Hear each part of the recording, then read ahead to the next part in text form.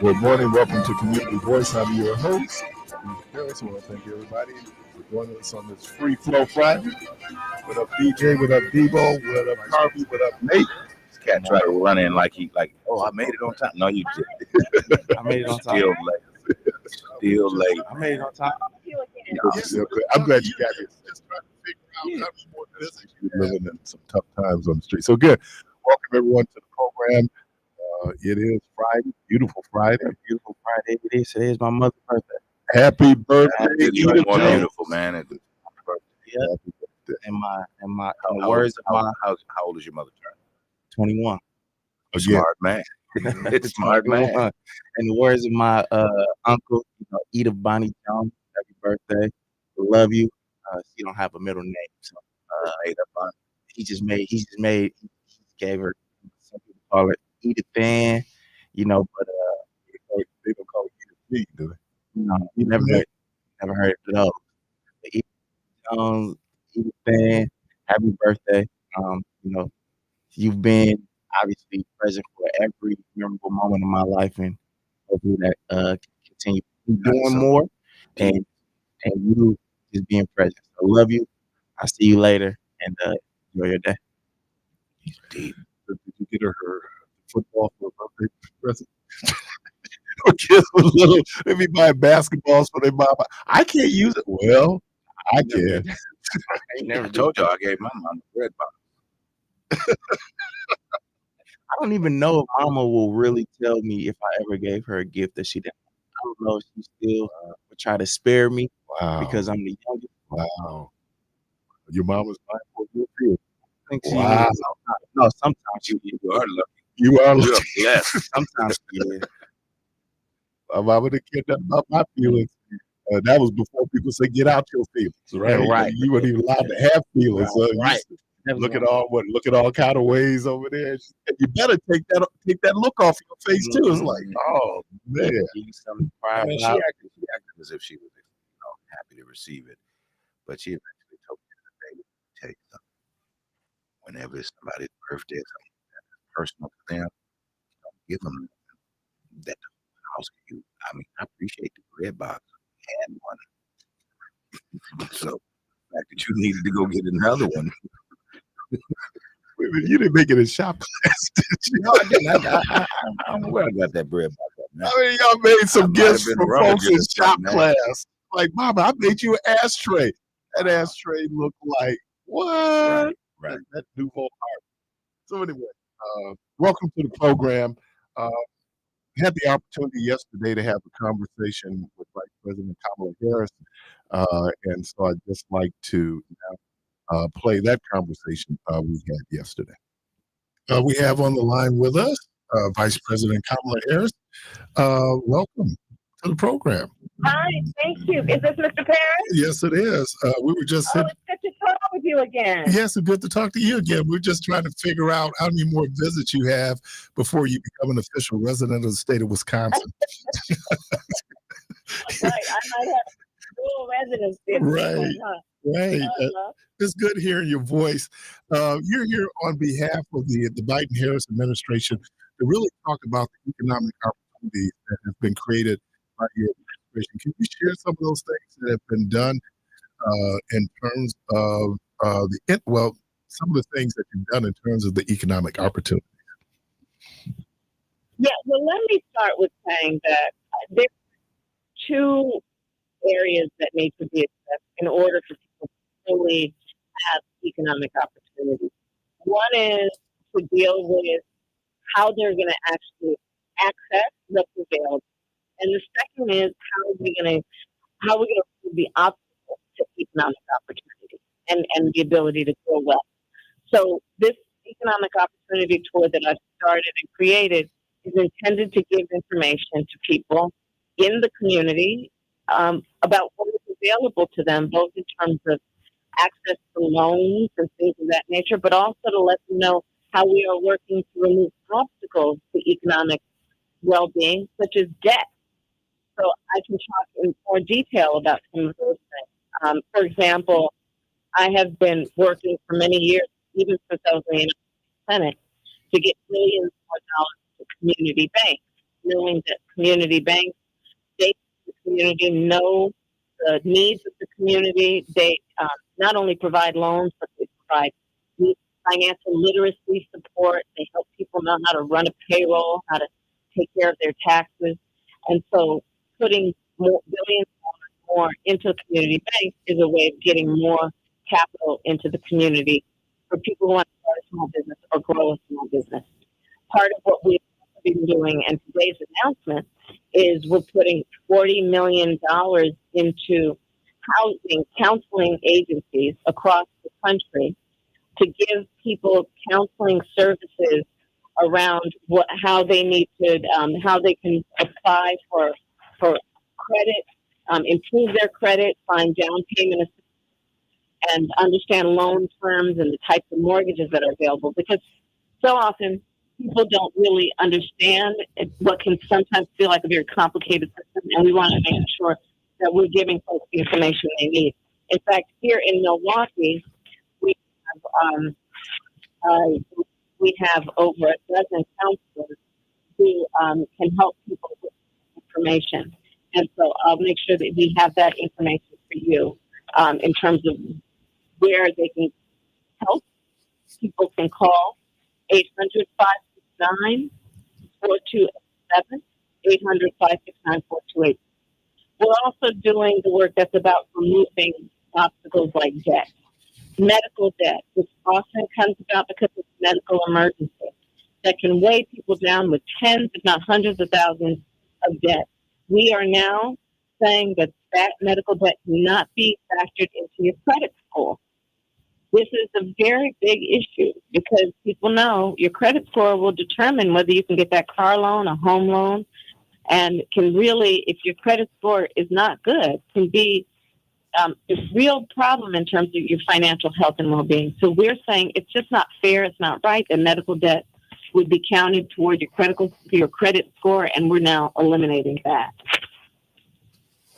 Also, student loan debt, right? That could really impact on people's ability to get a loan to buy a house. So student loan debt is very real, and here's the thing that we know. When you look at, for example, Black college students, they're more likely to take out a loan. They're more likely to even get Pell Grants. And when we look at during the course of that requirement to repay it, of course, people often find that it's with the interest rates that build up, it is very difficult to get in front of that. So we have created basically forgiveness, and we have now forgiven over $150 billion of student loan debt to over 4 million Americans, knowing that when we look at folks like public servants, teachers, firefighters, nurses, we don't pay them enough as it is, so let's give them some forgiveness so that they can get on with their lives. What about if we talk? And I know you've had the opportunity to be with some of our chambers of commerce here. What about the access of capital for people who might want to start businesses? So access to capital, we want to make sure that people know that they should be in touch with their community bank. We want to make sure that people have information about what is available in terms of the access to community bank information about loans that are available. I would advise people to go to a website. It's called economicopportunity.gov, and to make sure that they have information about what is available to them in terms of the work that we are doing around federal loans and what we are doing around also removing debt.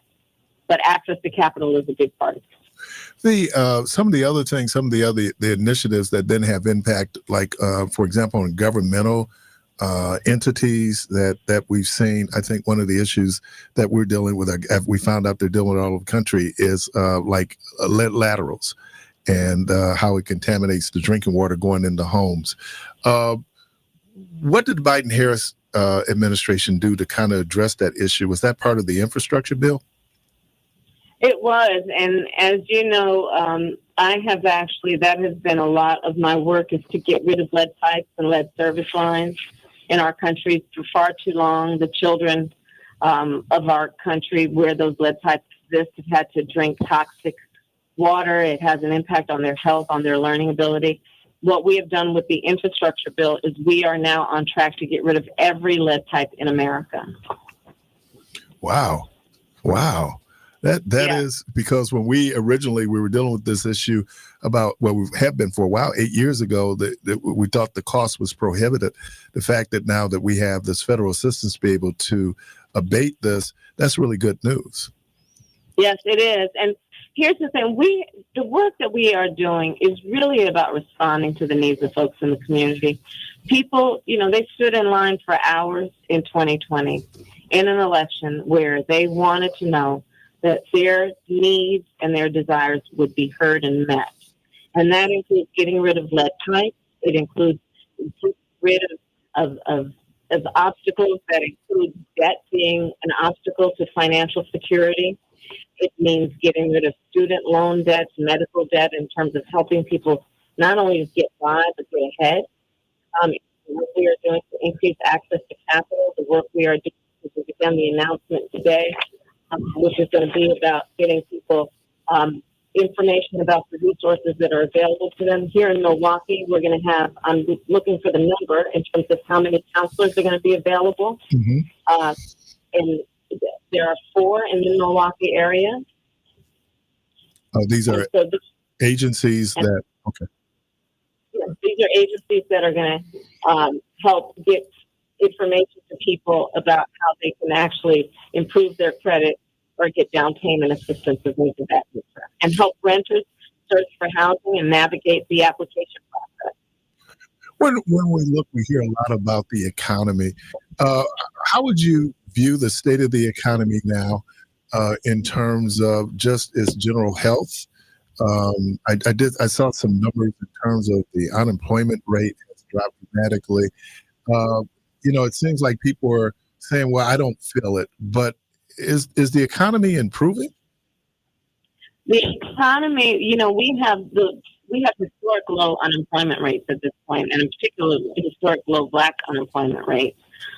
We have been working on improving the economy around what we are doing in terms of not only dropping unemployment, but what we've done in terms of creating jobs. We've created over 15 million new jobs. Over 2.5 million for Black workers, and we're experiencing even more than 3 years of consecutive growth You look at net wealth, and it's up 37% for American families since before the pandemic. Black wealth is up 60% compared to before the pandemic. So, what we call macroeconomic factors all point to a strengthening and an economy that is growing and it's broad-based growth. We also know that still prices are too high for too many people, and we need to continue to do the work. Part of how we are bringing down the cost of living, folks, is also dealing with issues like the expense of prescription medication. Insulin, for example, too many of our seniors have had to make decisions about whether they could either fill their prescription for insulin or fill their refrigerator. We have now capped the cost of insulin for seniors at $35 a month. African Americans are 60% more likely to be diagnosed with diabetes. This is going to be a game changer for so many of our seniors. We also have finally gotten to the place where we are now allowing Medicare to negotiate drug prices against the big pharmaceutical companies, such that seniors will only pay $2,000 a year for their prescription medication. Again, a game changer. And I see the impact of the cap on insulin because my mom uses insulin, and when I would go and get it prior to this change, I mean, I get it just like, wow, we're paying all this now. So that $35 cap is really significant because you're right, people have to make a decision on am I going to take my medication or if I'm going to eat. Well, and what we've also seen, and I hope your mother's doing well. What we're also saying is that some seniors is splitting their medication, not taking the full prescription, right? Mm-hmm. And what that means in terms of them not actually taking full advantage of what a doctor has prescribed that is often life-saving for them. You and I know we just have a few minutes left. When you first came in 2021 and seeing where we are in 2024, how would you judge just the efforts and the work that the Biden-Harris administration has done to expand economic opportunity? I mean, you did some of the initiatives, but we came off of COVID, right? And how we were able to navigate post-COVID. So how would you describe your administration's efforts? I would say that we have done historic work and there's more work to be done. But what we are doing in terms of dealing with, for example, getting rid of the obstacles and expanding loan eligibility. For example, with small business loans, it has long been the case that previously incarcerated people were not eligible for SBA loans. We've now gotten rid of that so that previously incarcerated people can be eligible for those loans. And I believe in redemption. We believe that people deserve a second chance, and we have to remove the obstacles that are in their way to actually showing that they want to have a second chance, right? Mm-hmm. We are dealing with issues like student loan debt and acknowledging that a lot of students have to actually end their college career because they can't afford to pay the tuition any longer, but they still have the debt from student loans. We have decided and made policy that even those who did not graduate from college are eligible for student loan debt relief. These are some examples of what we have done. We're making homeownership more affordable.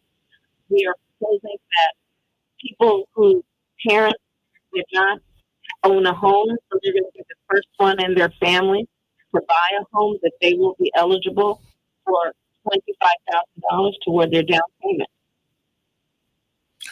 I think sometimes we get a sense, as you mentioned earlier, this macroeconomics, and I think when you explain it, there's more of a micro level where it's really hitting street level where people can begin to see the impact of those policies.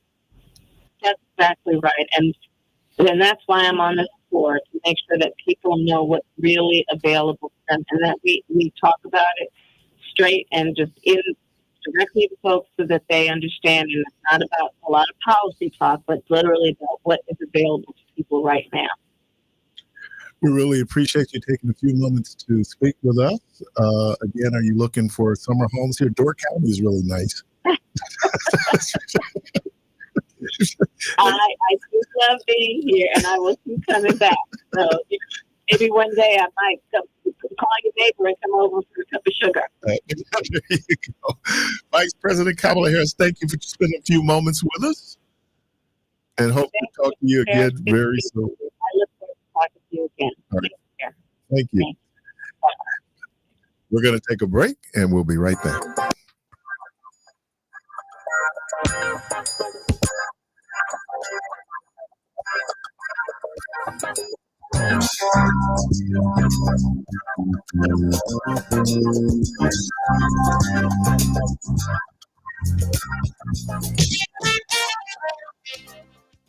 Are you a small business owner?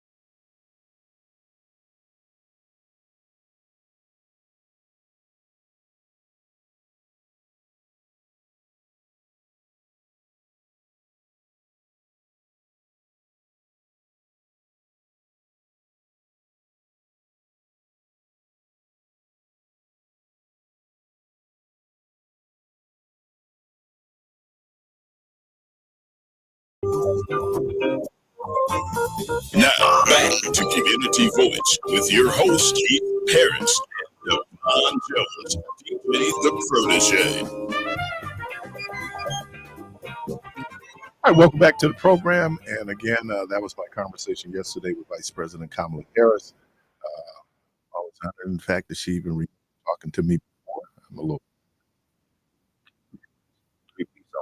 Yeah. We had to preach a funeral.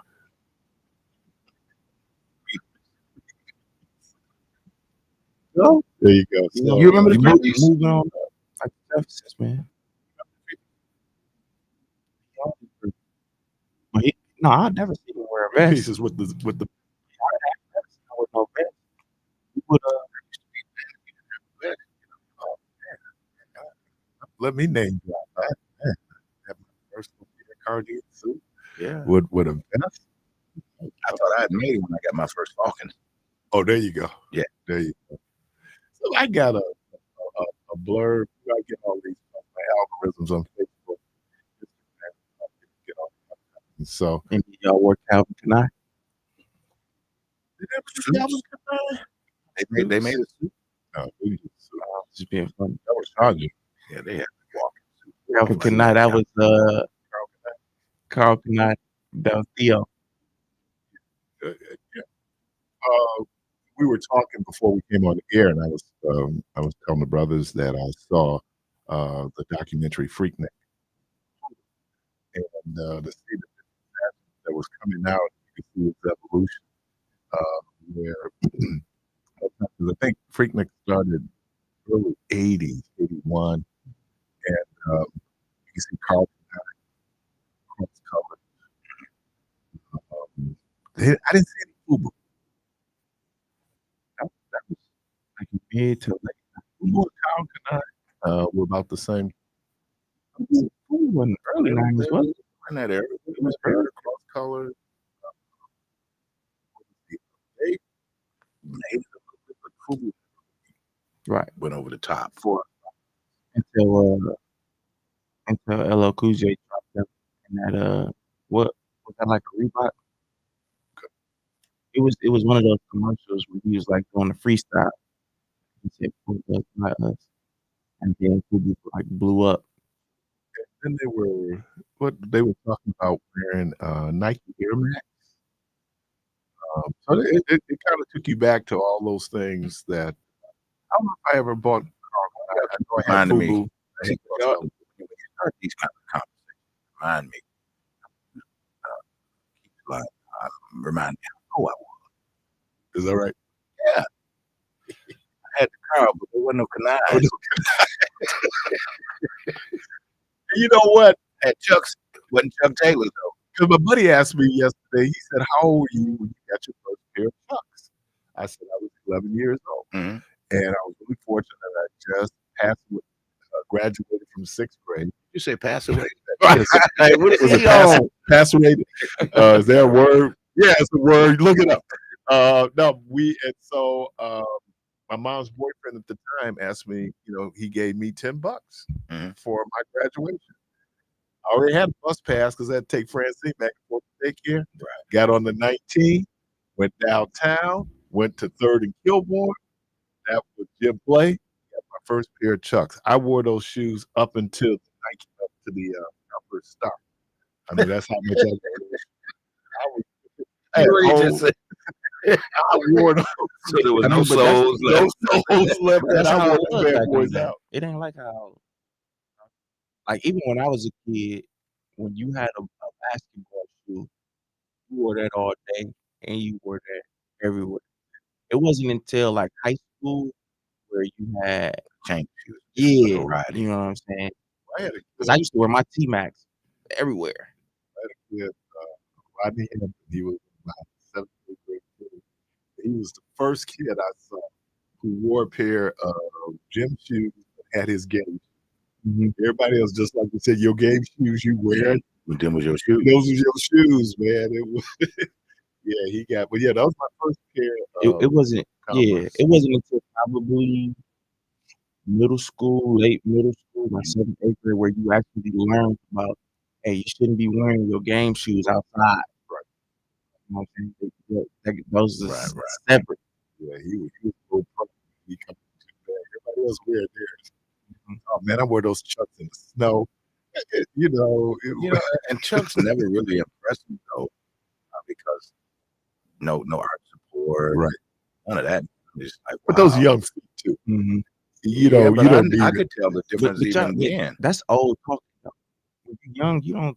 What's art support? Yeah, art support. What's foot support? You know what I'm saying? How about a completely fitted shoe? Yeah. If that's the size they got, you try to get in it. You were 12. I'm trying to get in these 11s, man. Ooch. Really cheap. Try to get in it, man. So I guess that kind of falls in line with your as far as economics and things of that nature.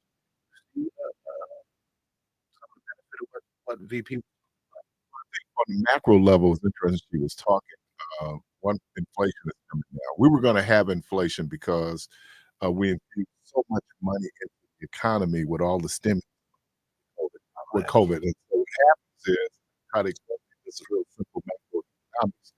More money means that money doesn't have some value. Mm-hmm. And so there's something that they're going to talk about wringing out the economy. What you do is you tighten up credit. That's why the Fed rose the interest rate. That makes it more difficult for people to access money, and then money becomes more valuable. That's what inflation is. That sounds messed up. No, it sounds But it's right. It's how it That works. don't sound right, man. Just because you got money, it shouldn't be valued. It does. Yeah, but it's like supply and that demand. don't make sense. It's like man. supply and demand. Just because they tell us that, and we just we went to a class and they explained that ain't right.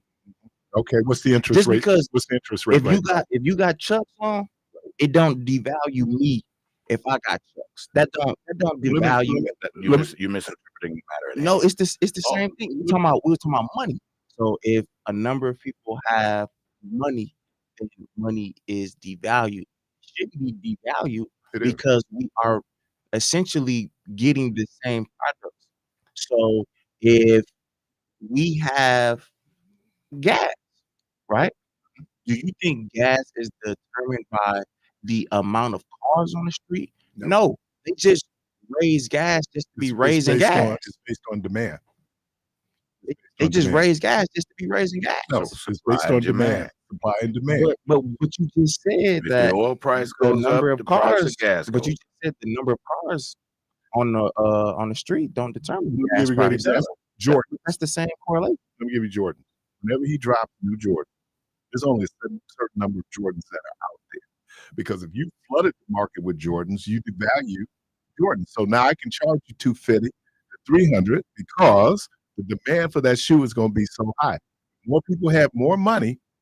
We saw this in 79 going into 80, 81.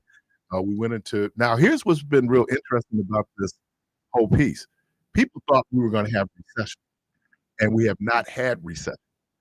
So Biden Harris has to get credit because normally when you deal with high inflation, the economy slows down. Something I think you mentioned about unprecedented job growth. Mhm. Every year, every quarter, they have at least 100,000 jobs created. It's more money. It's more money.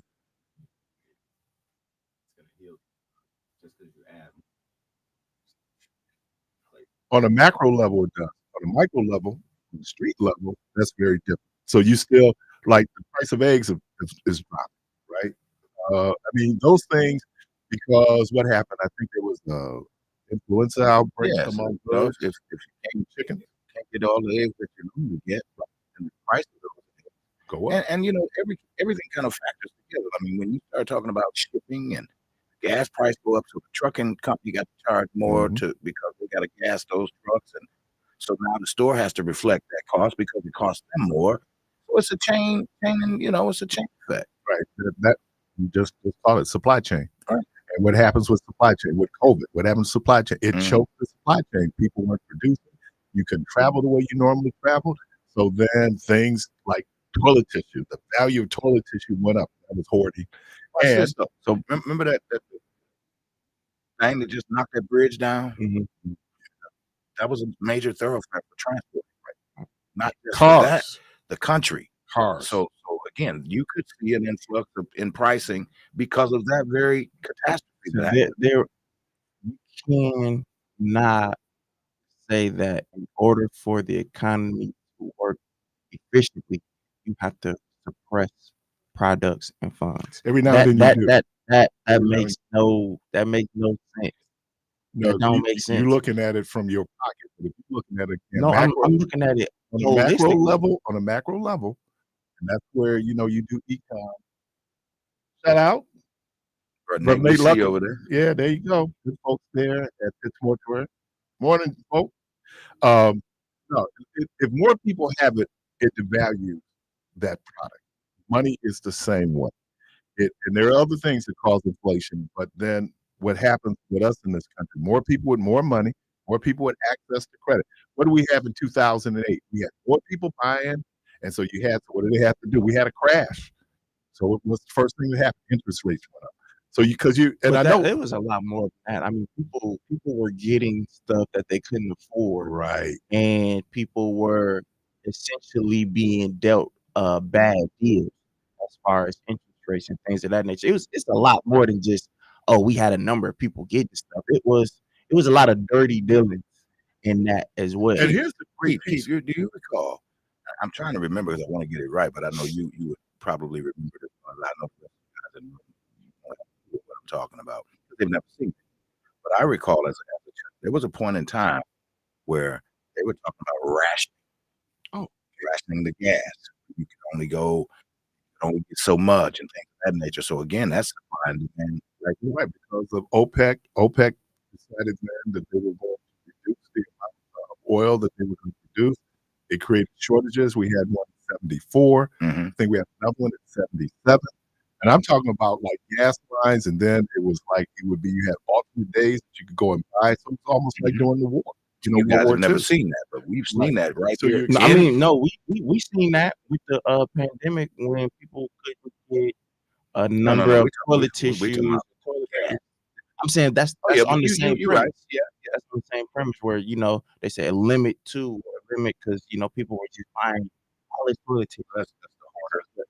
You know what I'm saying? But then it impacts supply, right? Because now people are taking it, it's not available because you usually get, I'm just going to get one packet of toilet tissue. Now a person coming to get 8 packets, right? And so here's the interesting thing. You're talking about supply and demand and use. At the height of the pandemic, I want to say this was like July of 2020, Trump had to go and literally buy gas because at one point gas was $1 a gallon. It was $1 because no one was using the gas. We couldn't travel. We had a lockdown, right? So those things impact. But when a lot of people have a lot of money, right? I'm talking about more money. That money devalues. So what you want to do is be able to balance that devaluation where you're able to grow. Because you always hear like a strong dollar is bad for Europe. A strong dollar means it costs more, right? In Europe to use a dollar. And the dollar is still one of those currencies that people trade with, greenbacks all over the world. People want greenbacks. So that's what it was. I think that's just a cover up for greed, but we're never gonna get anywhere because we're gonna obviously be on the opposite sides. Here's a regret. I should have majored in economics because economics drives everything. Wu-Tang Clan had it right. Cash rules everything around me, right? It's always about the dollar. But now we're and going. let's use Wu-Tang as an example. Cashless, though. What's the name of really? that album that they did? They only did one. I don't recall. Wu-Tang. I don't recall. Because the dude bought it. This guy was the pharmaceutical guy, bought it, I don't know, for millions. They only did one. That's why the value of that album is so much. Of that particular album, you pull it. What is it? 36 chambers. How many copies of it? Just one, right? It's just one. And the dude, I'm trying to remember the dude, he was a pharmaceutical guy, ended up getting in trouble, but he bought the album. Caller, welcome to the program. Good morning. Good morning. Good morning. Good morning. You're on You air. got $10 to get you out the house. Good morning. Good morning. I guess they don't want to talk to y'all. I guess they don't. Okay. That album was made in '93. Yep. They only did one. Only did one of that album. Yep. Yeah. Let me do this. Today is the 70th anniversary of Brown versus the Board of Education, Topeka, Kansas. In effect, it struck down Plessy versus Ferguson, separate but equal, Which it never really was. right? And so this whole question of desegregation, we're desegregating the schools. What we have discovered now is, in some instances, we are as segregated today as we were, especially in public education, as we were in 1954. And so 70 years, man, it seems long, but it's not that long ago. So Brown v. 70 years seem like a long time ago. It is. 50 years don't seem like a long time ago. Okay. It's because you're approaching it. I mean, You get close. theoretically, I tell you what, yeah, but but that's keep waking up and that's having a long birthdays. That's still a long time, If you don't keep But it waking do up and move having fast. birthdays, you can forget it. I always said, man, when I was in my 20s, I feel like I was in my 20s for so long. And then my cousin said, yeah, and then when you hit your 30s, it's gone. And think about when you just was like that. When you was a kid, you couldn't wait to turn 8. Couldn't wait to turn 8. Man, I couldn't wait I to turn couldn't wait 8. to turn 10, double digits. But what I'm saying, there was that. Now when you get older, I can wait. Yeah. Right. Ain't no rush. There's no rush getting to. Right. Man, May gone already? Right. It's just like, what happened to it? So your sense of time is really based on where you are in that time, that kairos. Let's see if we can get the callers in. Caller, welcome to the program. Good morning. Good morning. Good morning. Good morning. All right, yourself? He gave you that $10 to get you out the house.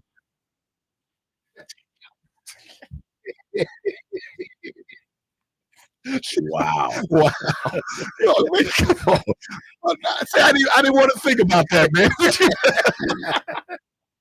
Wow. Yeah. Oh my Yeah, God! I Oh, just now got it. yeah, that's how it goes. And now you remember you can get a bag of chips, a soda, and a cake for under $1. Can't do that no more. No. Called life. Yeah. Life. how many kids went to the movies on Sunday? To get out to get them out the crib. Yeah. I used to go to the Oasis right there, 27th Yeah. and Center. Oh, And- you and- want me to go to the theater? What's going on? You want me to go to the? Well, we didn't call it theater. What we called it, the show. You want me to go to the show? I was like, oh, I didn't know, dude. Man, you bursted my little bubble, man. Yeah. Oh, Changed my perception. man. Well, you know how it go. You do now. I was naive as a child. I was so focused on those chucks, I wasn't even thinking about why he was giving me the money. And actually, he was naive up to a moment ago when you said what you said. Right. He was today years old. Yeah, you changed his whole perspective of that $10 Hey, pair of chucks. Don't go home and break up your kid trophies you have. I mean,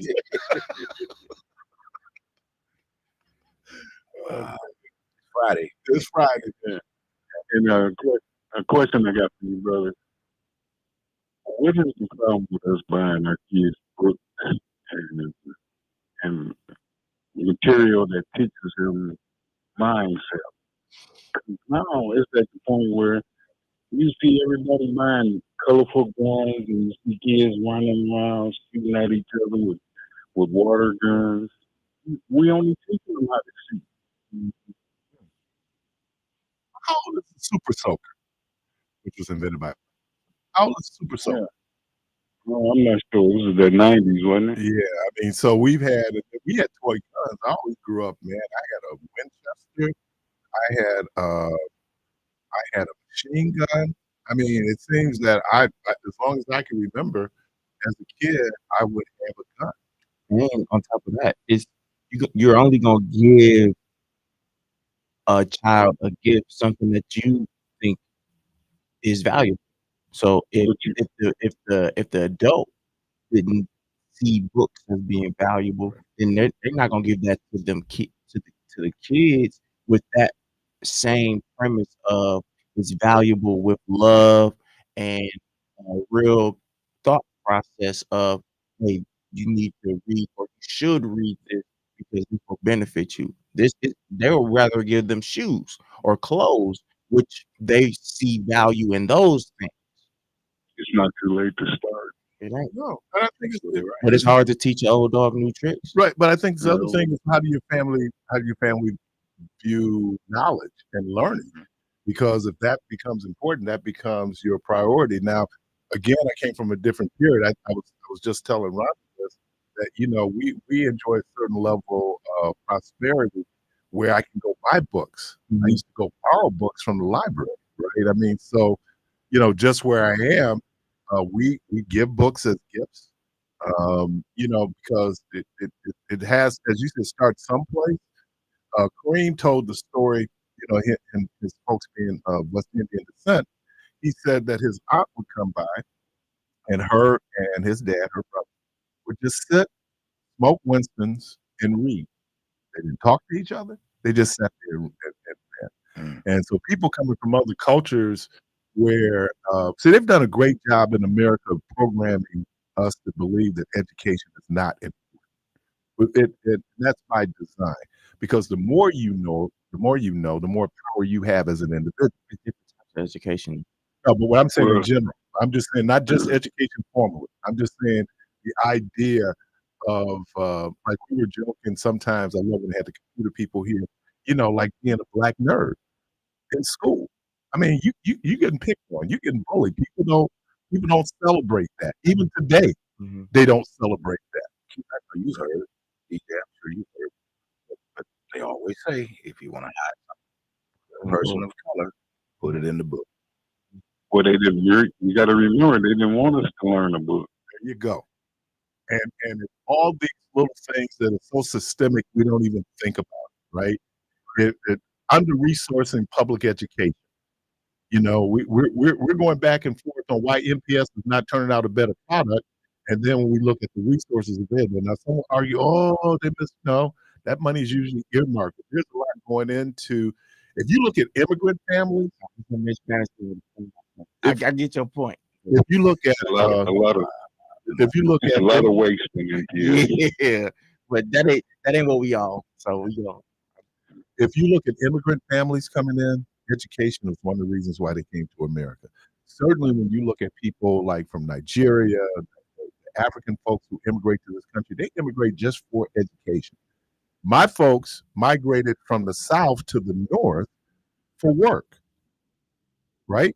And and and so the priority was making sure that you provided for your family. Well, if that becomes your whole focus, it's kind of hard. Remember, I'm sorry. back then they didn't want them to be educated. Exactly, because you can exploit an uneducated workforce, and so economically, it benefits. I told people, look, don't get it twisted. Racism is about money. It's about money. It's about resources. We all live. They don't like me. Yeah, but beyond they don't like you, how you living, and there's policies that are impacting how you live because of how you look.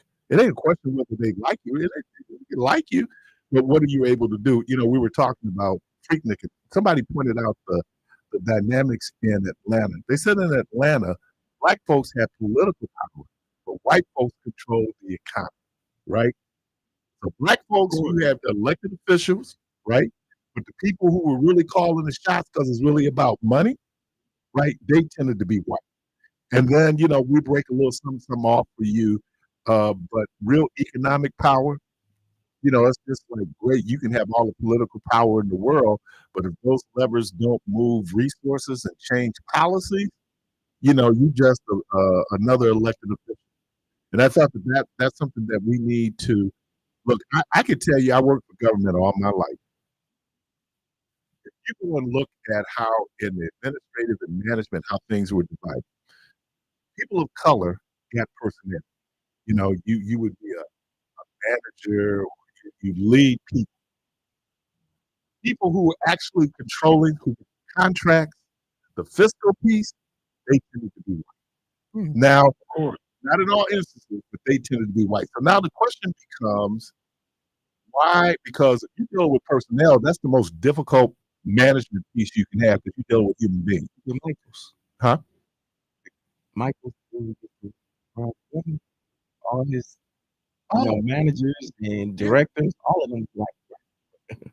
I mean, so that's what we have to look at, and how do we get access to All of that? them are white. And even if we have the best educational pedigrees, there's still no guarantee that we're going to get into the C-suites, right?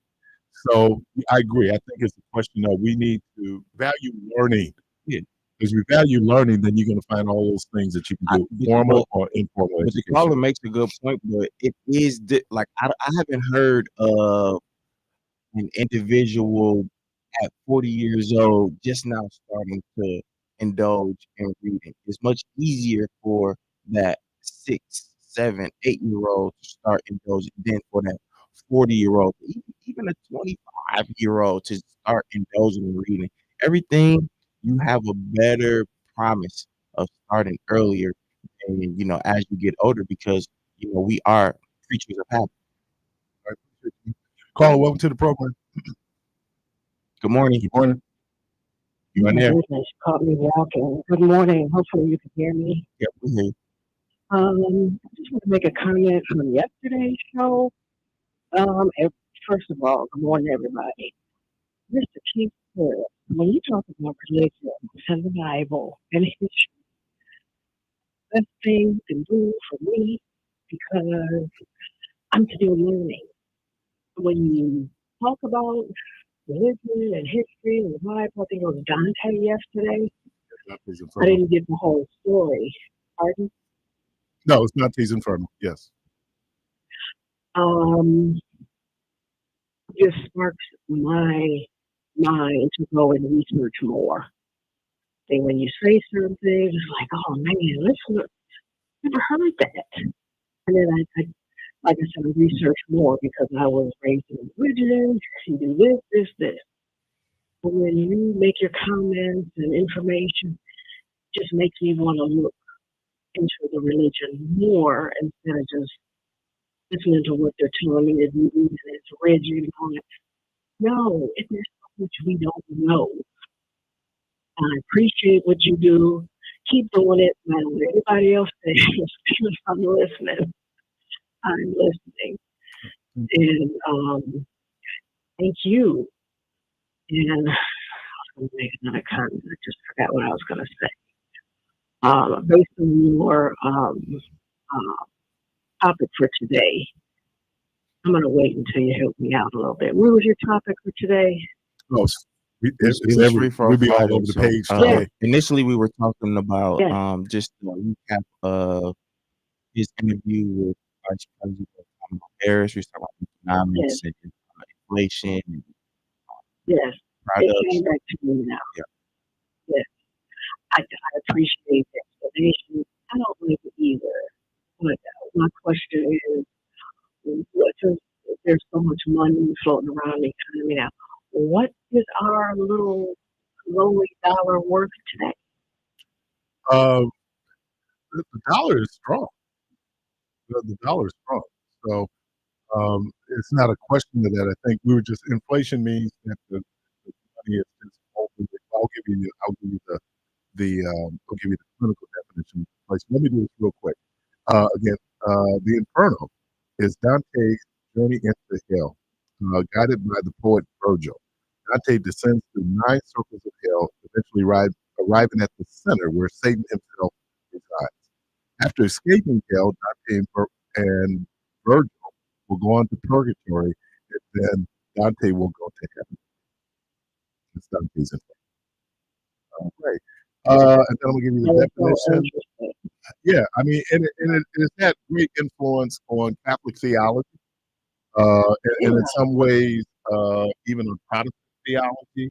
The concept, because again, for Semitic people, it wasn't a question of heaven and hell. For Semitic people, it was a question of life or death, resurrection or not to be resurrected. And so now a lot of that is morphed into, we look at heaven and hell, right? We look for reward for Christian living, though that becomes problematic, if we're just being really simplistic with it. So I won't go into real deep. What I mean by that is, uh, it gets real. We'll do that on Monday when I do. All right, let's do Oh, it. you know what? I'll be listening. It turns into that. You know what? I would be okay if you did Monday. All right. All right, here we go. Thank you. Bye. Thanks for the call. Inflation, very simply, is if the money supply grows too big relative to the size of the economy. The unit value of the currency diminishes. That's what inflation is. Now you put on things. Man, again, this explanation is right. It makes sense. You have the responsibility to go in and do the empirical research to refute what they just put out. All gives you common sense. Well, do your master's thesis on But you gotta too much of a particular product. It has no value. It's the lack thereof of it. It makes it valuable. So that if that's the case, then water has no value because water is in no. We can't just say it. This applies to this, but don't apply to that. No, we gotta It does. apply. It's We gotta certain scenarios. apply it to everything. And okay, let me You get can't take something that's I'll plentiful, give you an example. Why are diamonds so bad? rare. Why is gold so bad? I don't know. Right. Because compared to coal, there's not as much gold as it is for coal. So the price of coal is going to be cheaper than the price of gold because gold is more scarce. And you just hit on something, believe it or not. And I don't profess to be no, rocket scientist. But supposedly, the value of the dollar is based on. That's what's the dollar. So you, I if thought you they moved the No, we're off away the from gold that standard. standard. Yeah, they moved away from that what is standard it in the now? What is 70s. it now? The currency is based on that Nothing. the U.S. government is going to make sure that that money has value. So it's really based on Perception. You give it people Underwritten give by it value. underwriting out That's why they self-insured. that's why they say it's printed. I think we have a caller. Last caller before we go to break. follow up. Well, first thing I want to say, if you want to get rid of racism, stop looking for approval. Black people have that approval and acceptance, being a bigger person. Stop doing that. Also, black people got to be realistic. Okay, this religion stuff involves a lot of fantasy, but for some reason we never want to use logic because all those miracles that happen in that book happen at all on earth. And even when some black people find out that race, the lies, the contradiction, people still stand there looking like a fool. And when them Republicans come on in Bible verses, black people stand there, nobody talking all that. So that's why we in that predicament. But see, we never want to recognize that. If you are the master key. Ain't nobody coming down here to say they couldn't even say black people 400 years ago.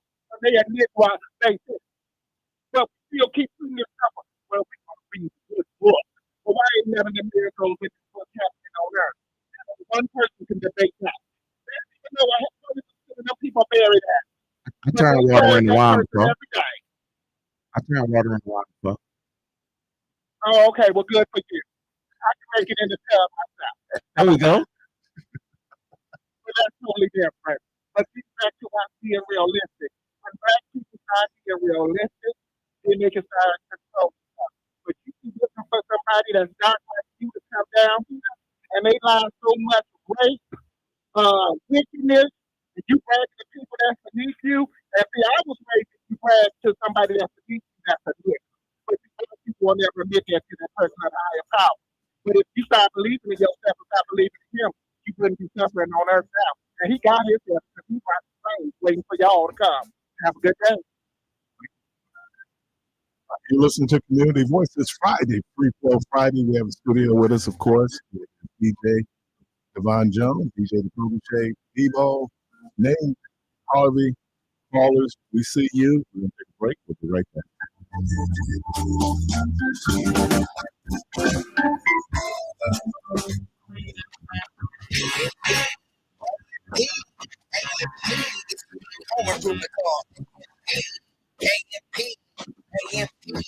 Let it make a call.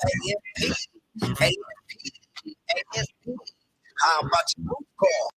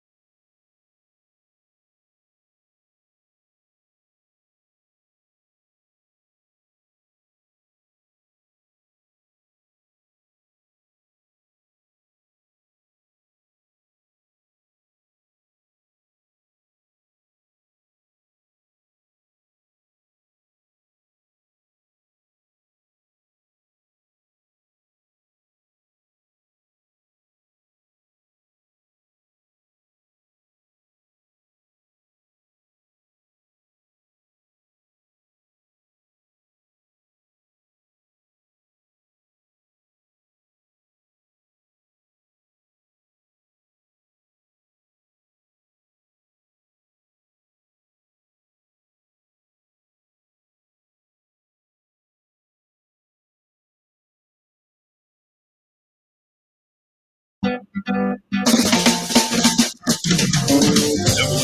860 and W293CX 106.5 Milwaukee.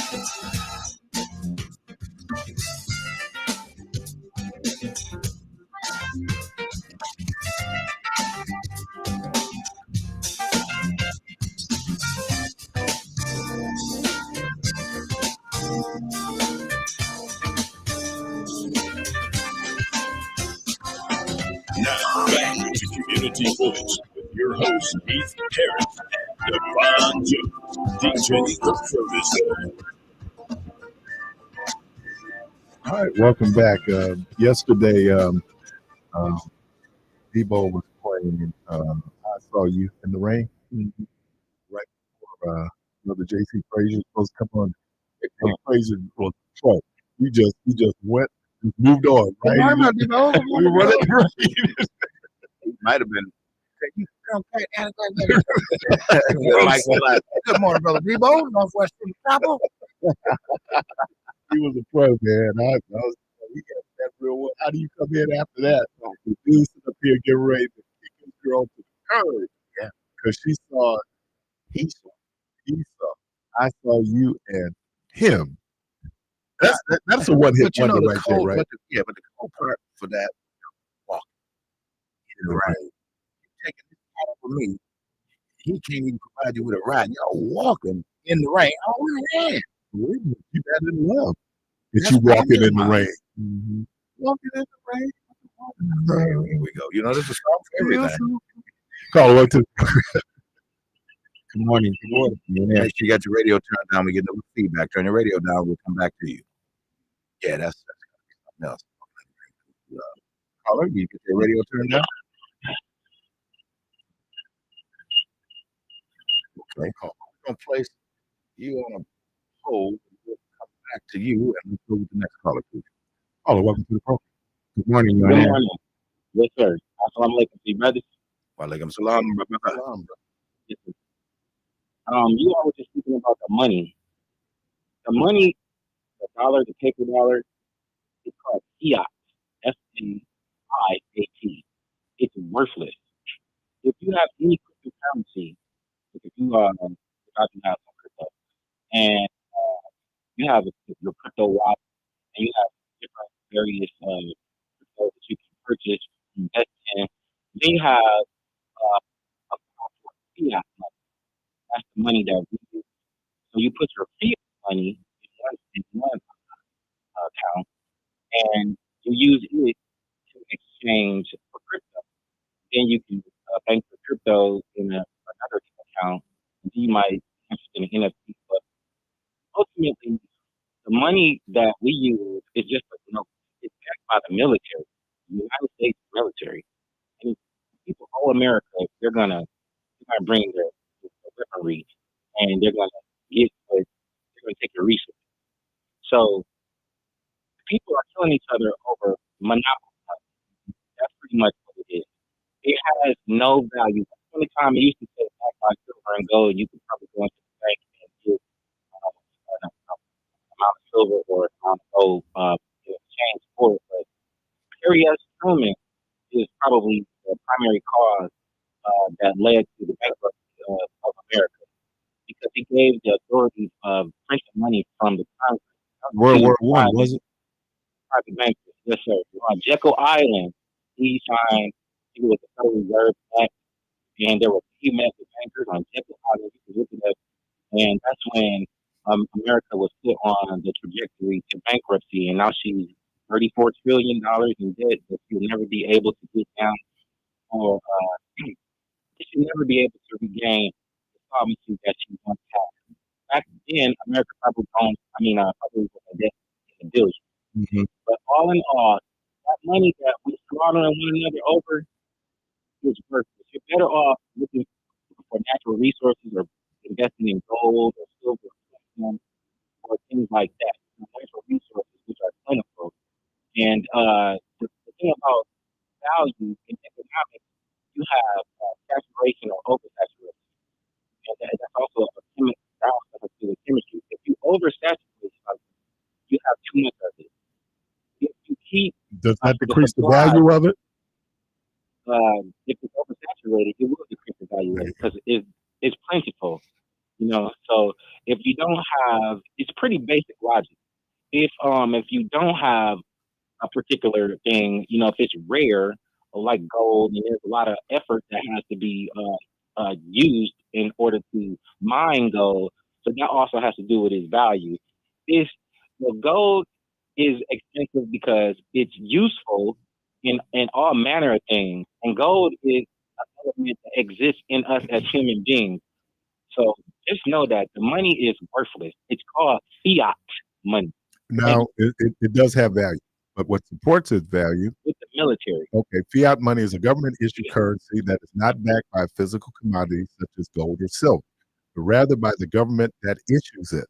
The value of fiat money is derived from the relationship between supply and demand and stability of the issuing government rather than the worth of a commodity backing it.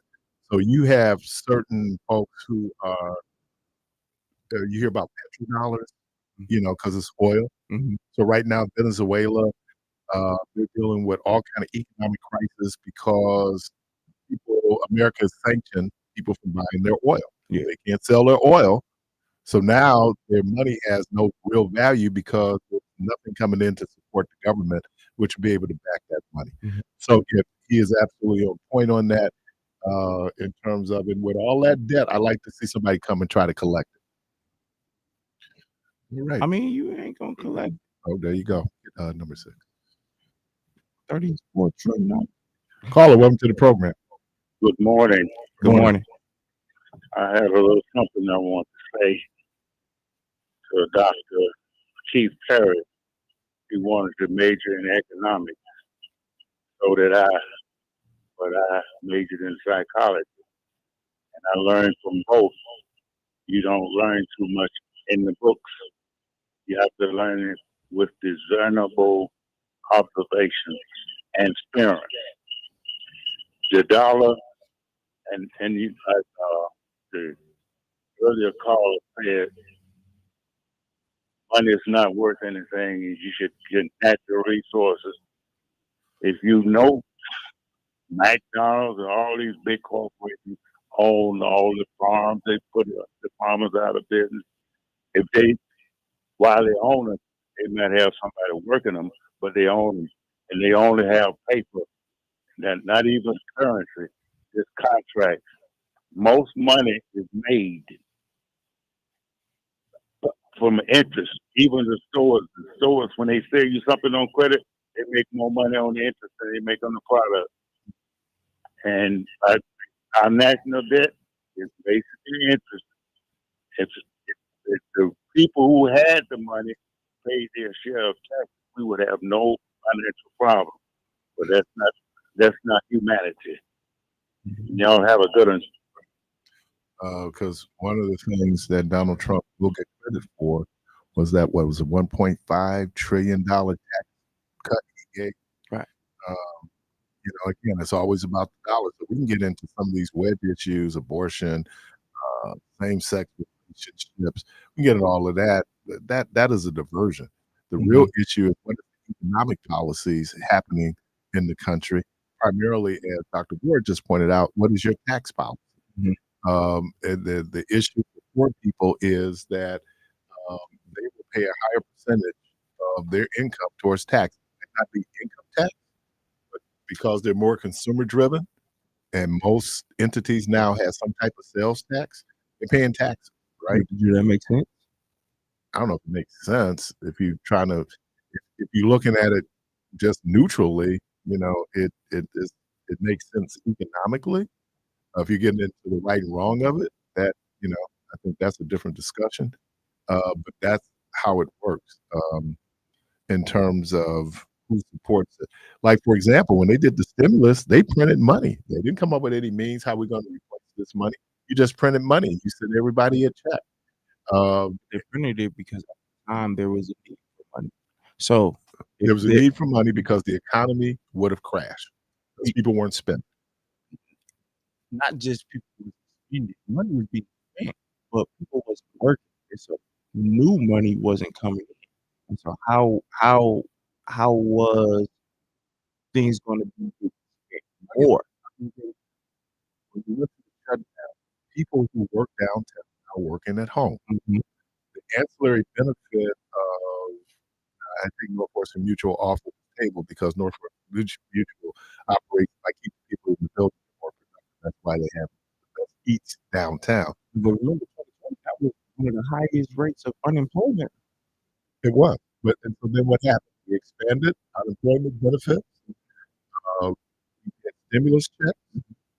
So all these things, and so money was still in the economy. So then, once we got finished with all the money that had been put into the economy, right, to prop up the economy, again, inflation then kicks in. And the next step after inflation is supposed to be recession. This economic period has defied all economic logic because one, we have not, it don't look like we are going to go into recession. As a matter of fact, if you look at the economic indicators, again on the macro level, big level, the indicators are good, right? Gross national product is good, consumer price index is dropping, right? So there's always things, but you don't feel it necessarily as quickly as it's being, announced on television. They do the jobs report. So we're in better shape than we were going into 2021. We're certainly in better shape because Joe That's not Biden is saying president. much. Well, just saying, I mean, you're doing pretty well. What I'm saying is 2020 was in some economically and what is it, national health. Mm. So that following year, it was still going to have some remnants of those effects from the previous year, which was 2020, a tumultuous year. Now we're at 2024. Obviously, 2024 is going to look better than 2021 because one, the knowledge of COVID-19 it has grown. All right, more people are taking or have taken precautions and aware of the effects of COVID-19. Two, whether people believe it or not, that herd immunity term has taken into effect. And then three, everything opened up. Things wasn't things opened up minimally in 2000 or gradually in 2020. Now there's no shut. There's nothing shut down. I mean, you rarely see people wear masks. And then in 2021, especially in 2020, there was a big emphasis on the capacity level. Oh, there's so many people in here, so you can't be you can't be in here, which limited dollars as well. Now, so all of that contributes to more money being spending spent and it just being pushed But into the America is a consumer-based economy. It is not the manufacturing-based society we were in the 20th century. So it's about it's about service. Mhm. It's all these things. They were talking about there were restaurants who, because they received PPP, stimulus money, was able to survive COVID, Mhm. but they're not able to survive now. So because the government, in effect, artificially propped up, and you had to do it because this is a Keynesian right approach. Keynes believed Keynes.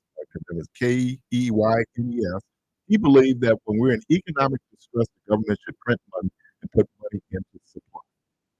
Other people, like Milton Friedman, would go, no, let the marketplace determine what's going to happen. Well, you can get depression, you can get recession. And so now the government goes in and you really progress. I heard something this morning that I hadn't even thought about. Republicans put this message out that somehow they're better with the economy than Democrats. And when you go back and someone did a review of Democratic administrations compared to Republican administrations, you found out that economic growth usually happens under Democratic leadership, right? Let's go back to the 90s, Bill Clinton. There was so much people. If you were coming up in the 90s compared to those of us who graduated from college in the early 80s, oh man, I mean, folks coming out of college making 100 grand. I mean, the 90s was boom time. Who was president most of the 90s? Bill Clinton. So we talked about the Clinton economy to the point that when he passed the economy off to George W. Bush, right? They had basically, what was it? Balanced the budget, right? Surplus. It was surplus. And then what happened? Bush goes in. First thing Republicans will do is a tax cut, right? Not to mention we just talked about how people, and then we get the economic um, crash of 2008. Well, who became president in 2009? Barack Obama. So Barack Obama, after 8 years, hands off a recovery economy to Donald Trump. So Donald Trump benefited from Barack Obama in terms of the economy. What did he turn around and do? Then he does $1 trillion tax cut, which primarily benefits the rich. And then we get COVID. And he wasn't going to do anything. He didn't want to see any government money going out to help people deal with COVID. So, when you look at it, and when he made that observation, I'm like, absolutely right. When Dems are usually in, for example, and at some point he's going to make his transition. Jimmy Carter. Jimmy Carter never gets credit for being the president that he was because in 1979, more Americans worked than any other time in the history of this country. In 1979, Is that all time up until because I think now we're at what 3% unemployment in the country. Yeah, we're about 3%. that's low. Yeah, if you want to work, you can work. It's So not yes, as to your point with the whole some restaurants aren't able to survive now what they did after PPP loan was handed out. It was also uh, thinking around work change. One, um, you know, it was a show on Netflix that the former President Barack Obama had, and he was just talking about how there was an older guard thinking that work is just work. I'm not here to enjoy it. It's not meant to be fulfilling for me. It work. I'm here to get my money. Now we entered into a new form of thinking where work has to be enjoyable. Work, if it's not fulfilling, enjoyable, I don't need to be here. I'm I'm I'm moving on to something that is more desirable to me. Also, people as uh aren't as open to being waiters or waitresses anymore. Pre-pandemic, you know, it was restaurants had turned people away from those waitresses and waiter jobs. Now you go into restaurants now where you'll see is about three waitresses or waiters, and what's happened to their wages is because of supply and demand. Their wages have gone up, right?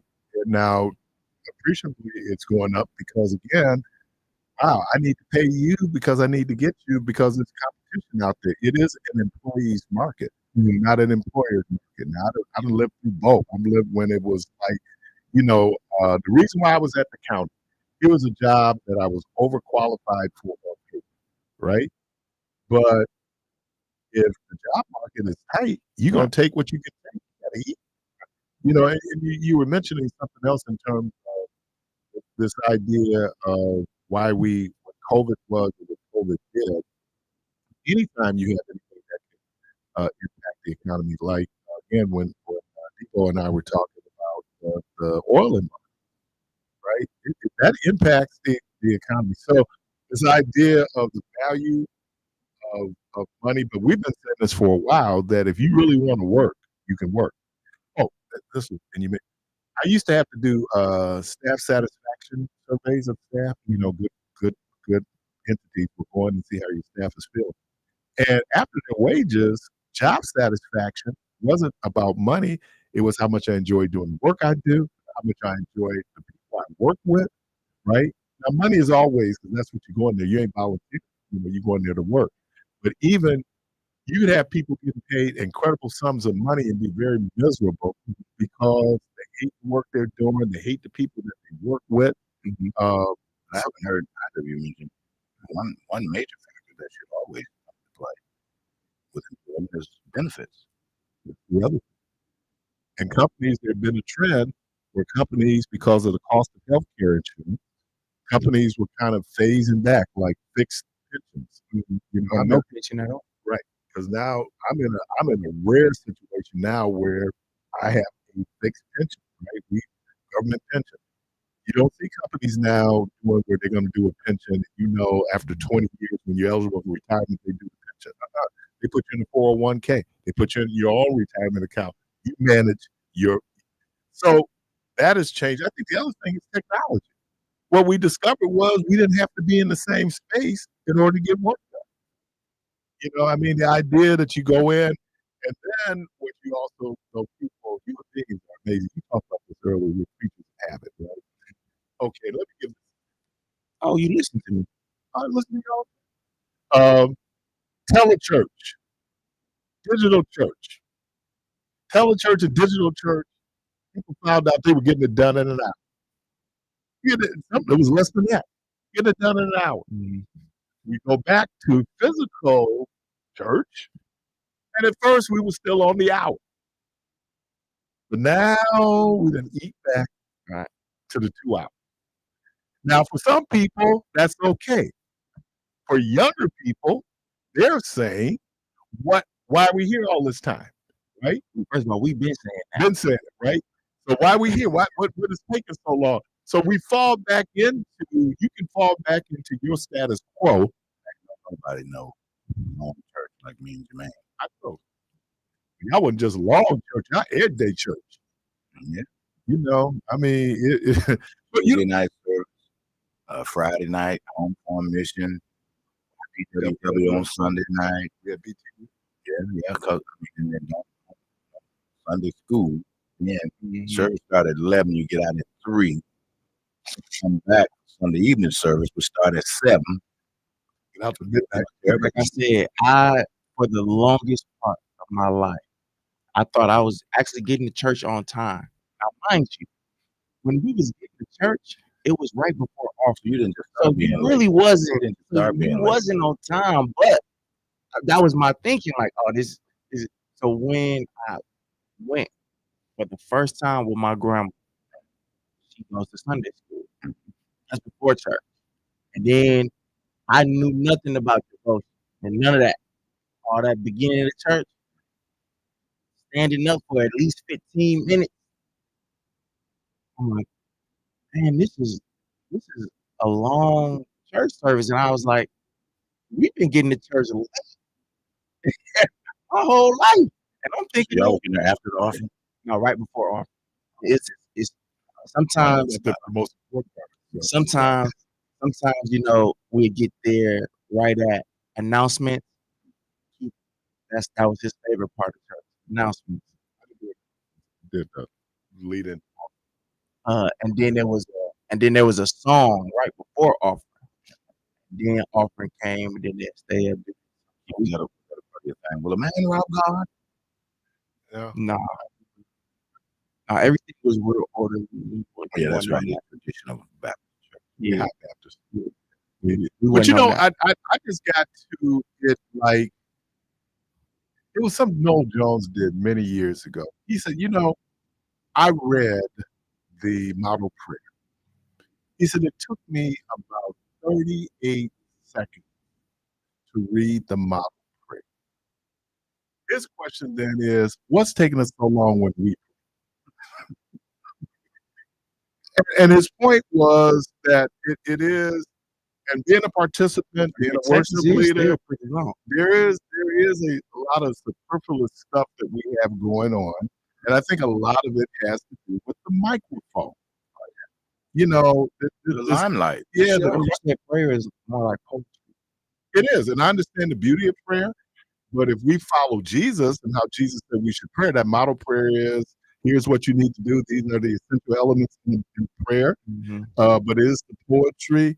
It is folks getting up. And I'll tell you, one of the coldest prayers ever was Jasper Williams, who opened the National Baptist Convention live with the National Baptist Convention Mass Choir. They did a recording. Yeah, that's the one. Yeah, Michelle plays it. it could be. Yeah. But, yeah. When you talk about Junebug. Yeah. That was National Baptist Convention. And man, now that one, and he was only like 3 to 4 minutes. Right. But he got it all in there. You know, I mean, and all I'm saying is we need to be mindful of time. And it was something that Jesus said. He said, you know what? Man was not created for the Sabbath. Sabbath was created for man. Mm-hmm. And we have now put this obligation on people to say that you haven't really had church unless you've been there 2 hours. It ain't the amount of time, it's the quality of the time that you spend doing that. Man. Now, you know, there are those that will stay there 8 hours. They paying me. Dinner, you stay there a couple hours. Go where? Out to dinner. Right. You stay there a couple hours. Yeah. You can be there. Right. So, you know, I've heard the argument. I'm trying to put stuff into perspective, man. Ain't no pass is given. Ain't no pass is given. But the difference is I'm watching people and they're not into what you're doing. Right. Mm-hmm. So if people are into it, I there is a particular church. But it don't matter if they out on Silver Spring. Because you're not there for them to be into it. It's to give that honor and that praise to him, right? So that's your time with him. You don't care who don't get with it. The church is the business. With God, in church. All is good. You think folks are actually spending that quality time with God? That's our process. Okay. All right. Again, I'm just observing. This is the guy who sits out looking at how people react and how people respond. You got a different view. I'm looking out at folks. I looked out at folks when I was on 14th and Burlock. I look at folks here on 19th and Hampton. And I'm going to tell you, sometimes people are engaged, and then other times they are not. Mm-hmm. I don't know how much of that is on them. I don't know how much of that is on us, those who are folks who are in front. Right. All I'm arguing is that we got used to it. We were programmed to do it. The church, and this is going to send some people off. The church is no longer the social center of our lives. It is no longer. At one point, the reason why we went to church as much as we did was because it was really the social center of our life. You know, I mean, in the South, that was the time that people could get together. We could see folks. That's not the case now. And you have too many things, and people say, well, all those things don't matter. You can say that because that's where you are. But what I'm saying is, if I'm trying to reach a new generation of folks, get to what you got to say, right? And then remove. And here's the thing. If it gets real good, then we are not going to want to leave, and so then we'll go beyond the outline. You know what I'm saying? I mean, that's organic. You just stretch it. Because again, I'll say this church that I have been visiting, I haven't gone this year yet, but why are you trying to look at me like that? I'm saying you still got time. Yeah. But what I noted was, in growing up at my original church, again, you know, an hour and a half between testimony service, all this who shut down. I paid my bill yesterday, and I went and turned the lights, and the lights came on. Look at God. Look at God. You paid your bill. It's supposed to come on. They didn't come on when you did pay your bill. Some of the look at God here at in a testimony service. All the who shut down, they don't get in all that. And it's why you get in at 9:30, you out by 10:30. Hey, when I was in Chicago, you know, it was like this is my first time I ever went to a Lutheran church. Mm-hmm. I was surprised how fast we got in and out. And I asked her, I said, is it really over?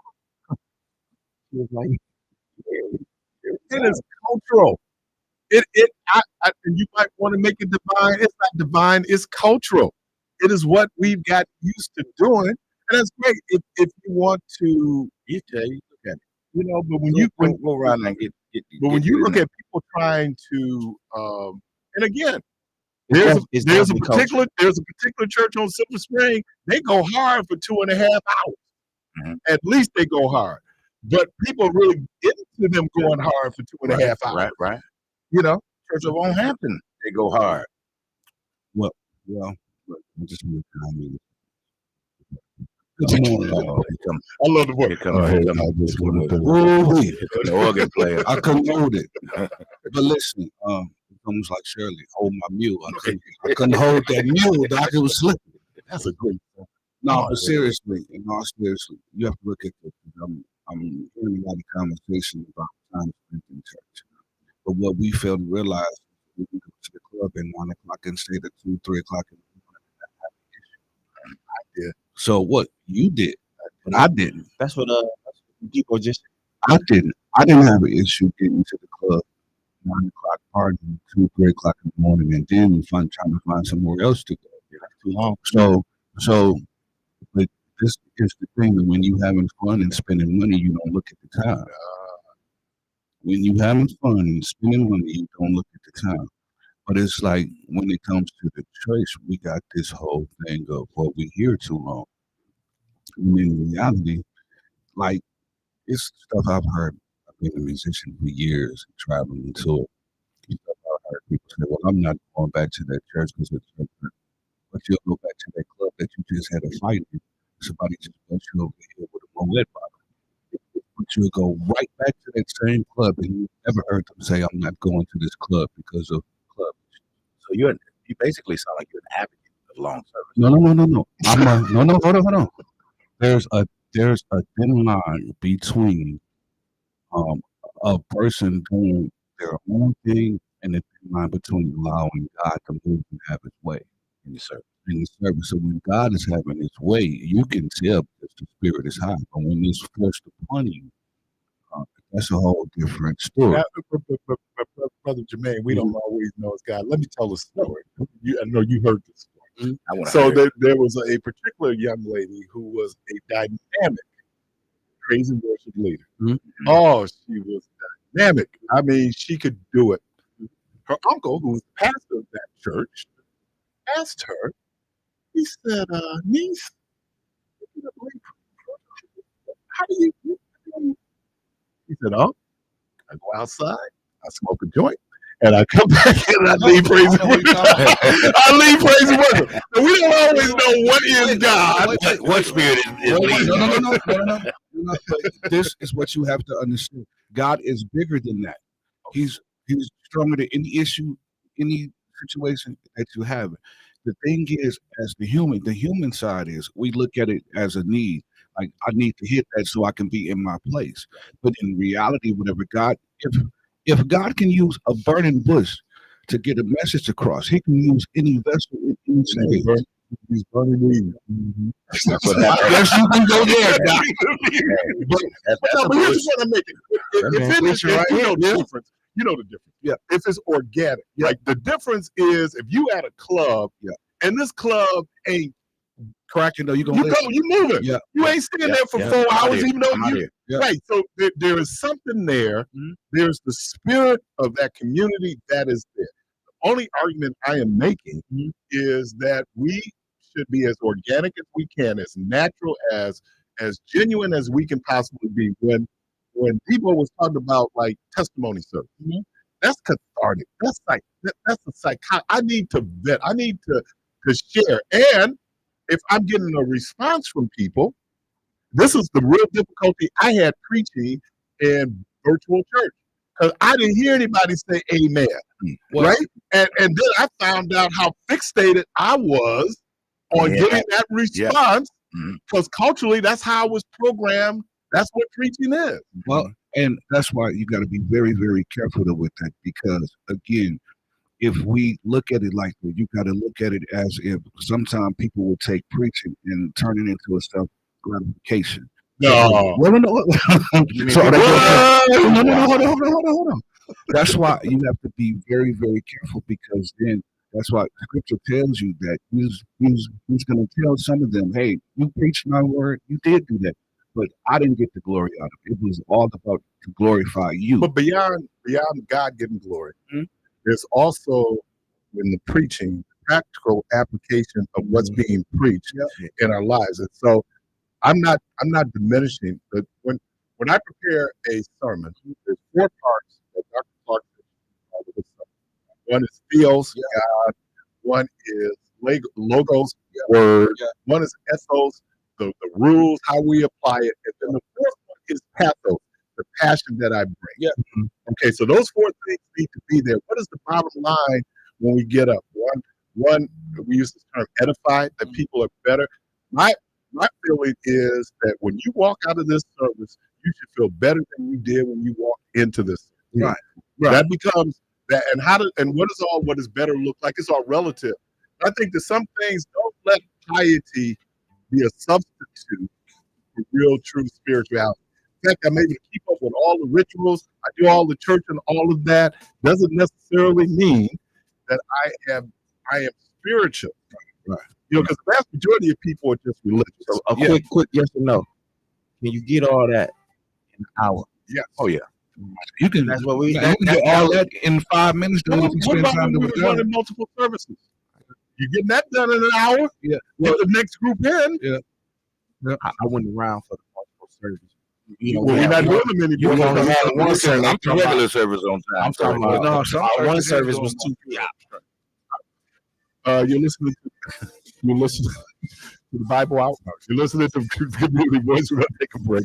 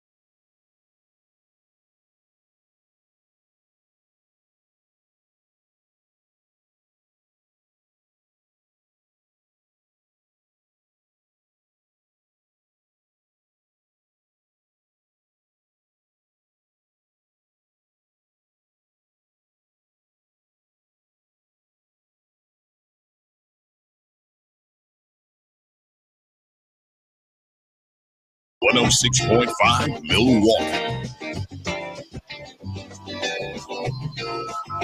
Now back to Community Village with your host Keith Parris and Devon Jones, DJ the Protege.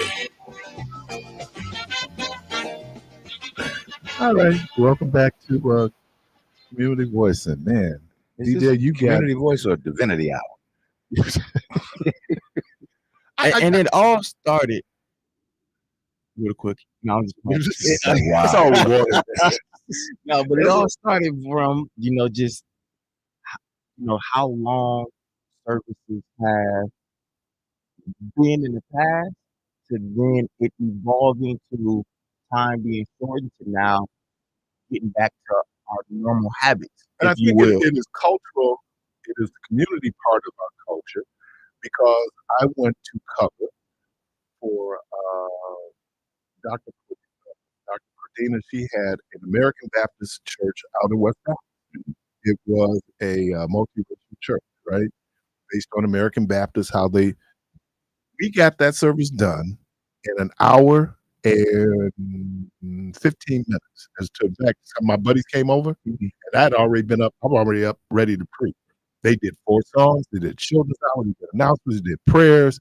We did our call and response chant. We did all of that. It for us, don't feel like because you've only been in church an hour or hour and 15 minutes that somehow you're not going to get anything. Because here's the reality. Like people go like, you're not long-winded as a preacher. You know why?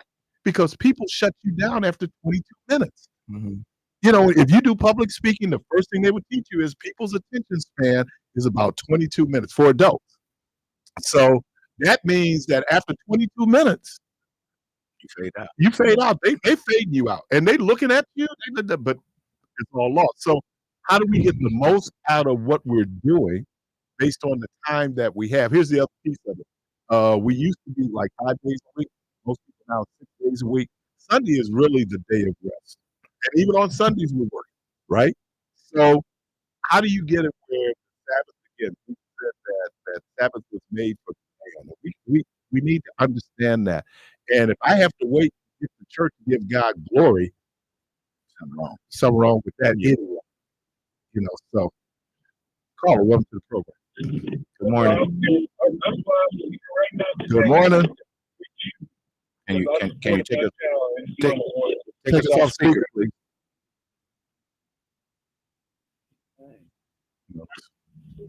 Hello? Hello.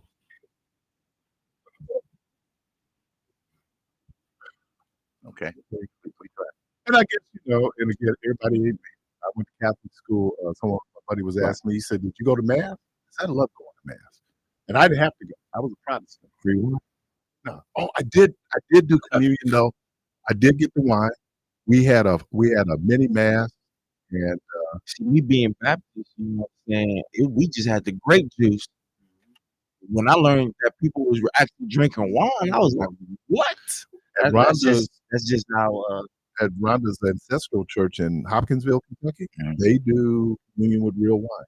That's how much uncultured I was. I was like, and a lot of like why we do grape juice is that certainly for missionary Baptists, you go back if you read your church covenant, which was created by the missionary Baptists, we have to abstain from use of alcoholic beverages. So the idea that it's part of the church covenant and certainly in missionary Baptist churches meant that people said, well, there must be a prohibition. Well, you need to understand these folks tended to be more fundamentalist, and the piece of it is why.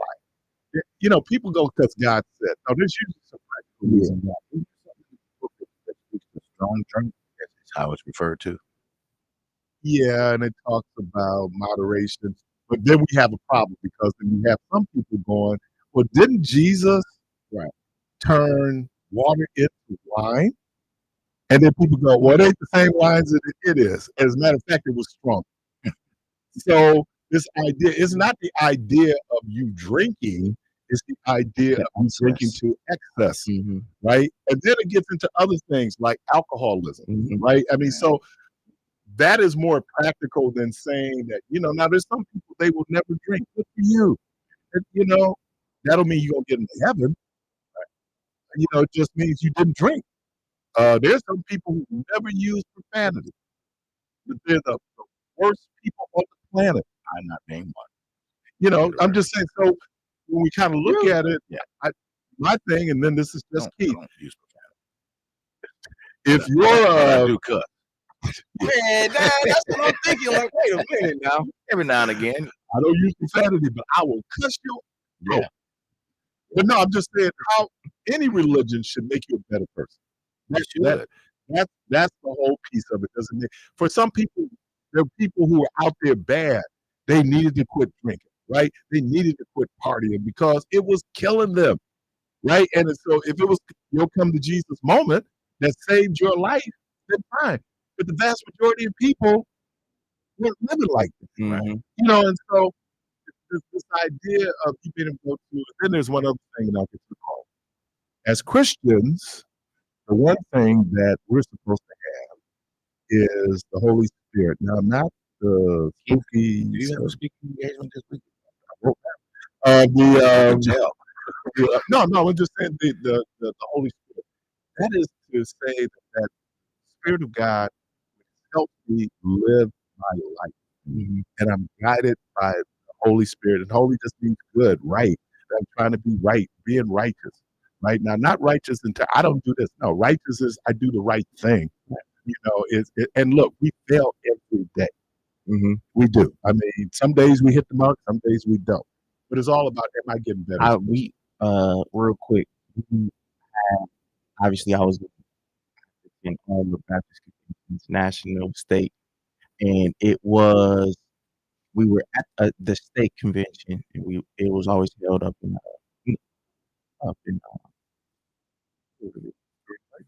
yeah, and then the other one was like the city convention, something like that. That would be held like at Vincent or something. And so one of the instructors was just talking about the Holy Spirit and how if you really train yourself within the Spirit, you can train your thoughts. So whenever you see it and do things, your thought will automatically not move in that way if you continuously practice that. And I was like, man, so obviously kids, they'd be like, well, what if you see this chick with a nice figure? He was like, I can look at a woman now and not think how I used to think because of how I trained myself. And when he said that, I was like, dog, that's powerful because people, I mean, we were kids, we were teenagers, so we was like, it's just a thought. You can't control your thoughts. And he was like, yes, you can. Yeah, we do that as married men. Oh, welcome to the program. Stop lying. George, you didn't have to bust this out. You noticed the room got quiet. You noticed the room got quiet. George, you could have just let that lay like that. You're crickets up here, right? It was like, hey, now you can control yourself. Let's put it like that. Because when a fine woman, just like them Christian women, when a good-looking man comes by, trust me, they be checking. We just don't act on it. So that's how I'm gonna put it. That you think that's a safe way to put it? That's a great way to put it. It don't matter where you get hungry. Just make sure you eat at home. Self-control. That's different. Because I still be seeing some fine women, but I better not George, act on it. you leave that alone, George, and move on. hey, George, but You're trying to help them now. But you know what we also have the benefit of? Wisdom. Yeah. So, because we know how it's going to end up. Exactly. Plus, everything that look good to you may not be good for you. Hey, but I wanted to say two things real quick. Who was that young man that was talking when he was talking about the club? Because I totally agree with him. Who was that? That's Jermaine Rideout. He's a PK, man. That was saying about we hang out in the club and don't have a problem from 9 to 2 in the morning. Yes, sir. And still be looking for some place to go. Yes, sir. Yes, sir. How old is that young man? Man, I'm 47, man. I know both sides of the spectrum, man. All right, I appreciate that, man, because when you said that, but then Debo kind of pushed back. That's why I wanted to call up and back you up, because it ain't just the club. Yep. It's when we go to sporting events. Yep. When we sit at and when we go to concerts. Yeah. But there's been some concerts I done sat through like, dude, I don't want to be here. But you came Did with you, the did you expectation leave? that you wanted to be here. I came in the same thing. I came with the expectation when it comes to church. Did I leave? I will get up and go. I'm gonna tell you, I'm at the point now where I will get up and go. Concert ain't kicking. I'm going. See me. I'm on the way to the parking lot. No, but what I'm saying, but I think the caveat was the joint was jumping. Right. If you had a dead party, With what the you young gonna man, want to do? You gonna want to get up and leave, right? That's Yes, true. I'm saying with the young. When I say young man, I don't mean disrespectful. Folks. Oh no, I'll Yeah, take but it. you know, like, I'll but take it. you started out saying, "Hold my mule." Now, there's a line in there where she talks about John joining a dead church. Yeah. Yeah. So it goes back to what Keith was saying. Yeah. You know, you come in here, I'll do the same thing over and over every Sunday. There's no excitement to it. I can't even go forth in the praise and the dance as the Bible says I Yeah, should. What yeah. kind of service are y'all running? Well, yeah, Don't get me started. yeah, no. That is true. Then you- However, Then you scripture. find the spot that feeds you. Yeah, There there you you go. go. There you go. You just go to another. You just find the spot that feeds you. Because I'm gonna tell you something, and y'all know I was worldly. The world got a lot of temptations. I didn't know that, George. Yeah, I didn't either. Oh, George. yeah. He's king of the jungle. Oh, y'all don't be listening over the years. Yeah, I was be very listening. worldly. And Keith, you said something, and that's why God gives us new mercies every day, because He mess up every day. And I don't. I, first of all, I don't think that people partying is a bad thing. I think celebration. It's like your family reunion. That's a part. It's a celebration. I mean, we got that. Now, when you get into some other things like debauchery and some other things, What about the freak offs? But see, that's what I'm talking about. What you say? What about the freak offs? You see, Jesus, let's clear this up. Jesus had a good time. Jesus partied. Jesus drank wine. Jesus did everything, but Jesus didn't sin. Whoa. So that's why I think that's where we cross the line. And I want to say this because I've been holding, which is a hold my mule. I've been holding this for a long time. When Al come on talking about what kind of Jesus is that hung out with prostitutes and hung out with tax collectors. Thank you, Jesus. Yeah. And I think Thank you, that was the Save messaging, a sinner like me. right? But the So thank messaging you, of the idea of others and folks that we will say in our society we look down on or we marginalize. I think Jesus came to talk about the marginalized. Being loud with keeping them on the phone. And to keep piggyback off. Hey, I'm gonna let you go. I just want to tell that young man thank you for saying that, because I'm glad that there's still some young people that's still doing that. In itself, And let me just say this: 45 never drunk, but he is probably the worst example out there. Thank that you. we can see. Thank you. Thank you. Thank you, George. Never had a drink. Who said that? Donald Trump never drink. He doesn't drink. I don't believe that though. Yeah, I believe come it. on, man. I believe Again, I said this earlier. Just because they tell us something, we just can't believe it. Off of face value. You just can't believe that people who are evil don't drink. No, I don't. No, Hitler didn't drink. Hitler didn't drink. Can I ask you this real quick? Now, have you ever heard a commercial that says that we got wine, beer, spirit? Now, with those, just for me, it makes me think that when you're under some type of influence, you're being controlled by spirit. And they pretty much tell you on the sign, even on the commercial, we got wine, beer, and spirit. So they tell you what you're going to get. That was just my little observation of holding my mule moment. Let me thank DJ. Let me thank Jermaine. Let me thank Debo, Carby. Nate. Happy birthday, mama.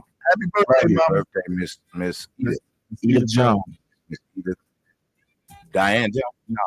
Barbara She ain't got no middle name.